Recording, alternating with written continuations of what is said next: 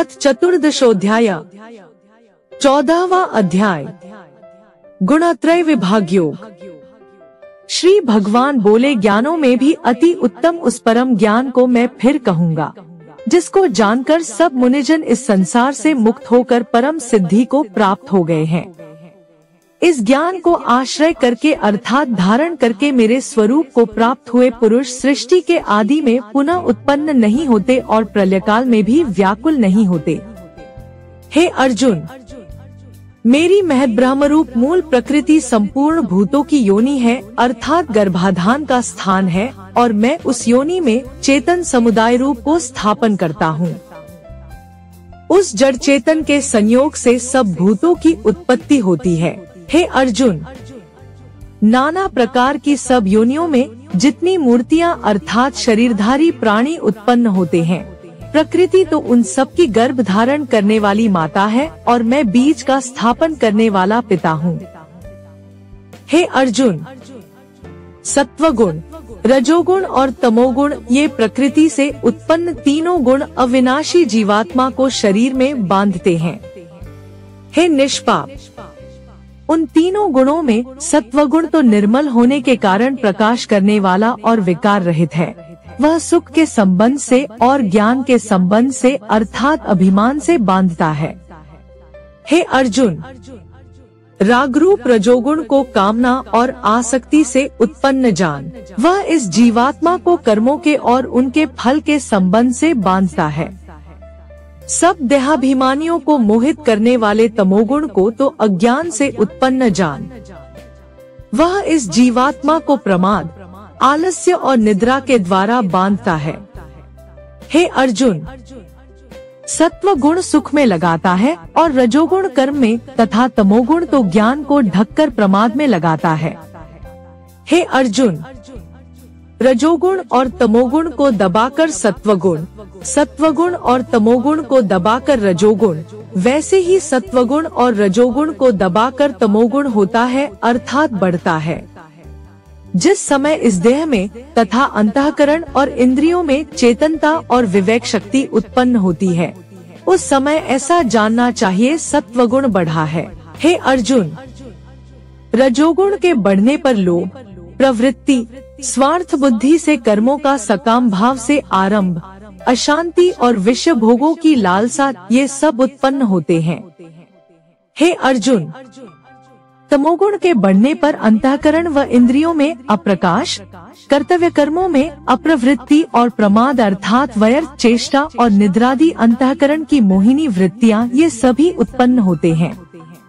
जब यह मनुष्य सत्वगुण की वृद्धि में मृत्यु को प्राप्त होता है, तब तो उत्तम कर्म करने वालों के निर्मल दिव्य स्वर्गादि लोकों को प्राप्त होता है। रजोगुण के बढ़ने पर मृत्यु को प्राप्त होकर कर्मों की आसक्ति वाले मनुष्यों में उत्पन्न होता है तथा तमोगुण के बढ़ने पर मरा हुआ मनुष्य कीट, पशु आदि मूढ़ योनियों में उत्पन्न होता है। श्रेष्ठ कर्म का तो सात्विक अर्थात सुख, ज्ञान और वैराग्यादि निर्मल फल कहा है। राजस कर्म का फल दोहक तथा तामस कर्म का फल अज्ञान कहा है। सत्वगुण से ज्ञान उत्पन्न होता है और रजोगुण से निःसंदेह लोभ तथा तमोगुण से प्रमाद और मोह उत्पन्न होते हैं और अज्ञान भी होता है। सत्वगुण में स्थित पुरुष स्वर्गादि उच्च लोकों को जाते हैं। रजोगुण में स्थित राजस पुरुष मध्य में अर्थात मनुष्यलोक में ही रहते हैं और तमोगुण के कार्य रूप निद्रा, प्रमाद और आलस्यादि में स्थित तामस पुरुष अधोक्ति को अर्थात कीट, पशु आदि नीच योनियों को तथा नरकों को प्राप्त होते हैं। जिस समय दृष्टा तीनों गुणों के अतिरिक्त अन्य किसी को करता नहीं देखता और तीनों गुणों से अत्यंत परे सच्चिदानंद घन स्वरूप मुझ परमात्मा को तत्व से जानता है, उस समय वह मेरे स्वरूप को प्राप्त होता है।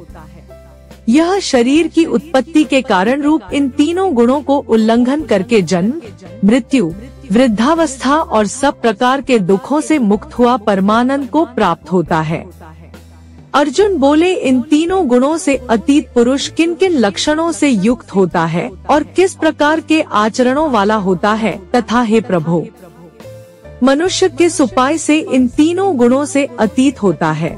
श्री भगवान बोले, हे अर्जुन, जो पुरुष सत्वगुण के कार्य रूप प्रकाश को और रजोगुण के कार्य रूप प्रवृत्ति को तथा तमोगुण के कार्य रूप मोह को भी न तो प्रवृत्त होने पर उनसे द्वेष करता है और न निवृत्त होने पर उनकी आकांक्षा करता है, जो साक्षी के सदृश स्थित हुआ गुणों के द्वारा विचलित नहीं किया जा सकता और गुण ही गुणों में बरतते हैं, ऐसा समझता हुआ जो सच्चिदानंद घन परमात्मा में एक ही भाव से स्थित रहता है और उस स्थिति से कभी विचलित नहीं होता, जो निरंतर आत्मभाव में स्थित, दुख सुख को समान समझने वाला, मिट्टी, पत्थर और स्वर्ण में समान भाव वाला, ज्ञानी, प्रिय तथा अप्रिय को एक सा मानने वाला और अपनी निंदा स्तुति में भी समान भाव वाला है, जो मान और अपमान में सम है, मित्र और वैरी के पक्ष में भी सम है तथा संपूर्ण आरंभों में कर्तापन के अभिमान से रहित है, वह पुरुष गुणातीत कहा जाता है। और जो पुरुष अव्यभिचारी भक्ति योग के द्वारा मुझको निरंतर भजता है, वह भी इन तीनों गुणों को भली भांति लांघ कर सच्चिदानंद घन ब्रह्मा को प्राप्त होने के लिए योग्य बन जाता है, क्योंकि उस अविनाशी परब्रह्म का और अमृत का तथा नित्य धर्म का और अखंड एकरस आनंद का आश्रय मैं हूँ। इस प्रकार उपनिषद, ब्रह्म विद्या तथा योग शास्त्र रूप श्रीमद् भगवद गीता के श्री कृष्ण अर्जुन संवाद में गुणत्रय विभाग योग नामक 14वां अध्याय संपूर्ण हुआ।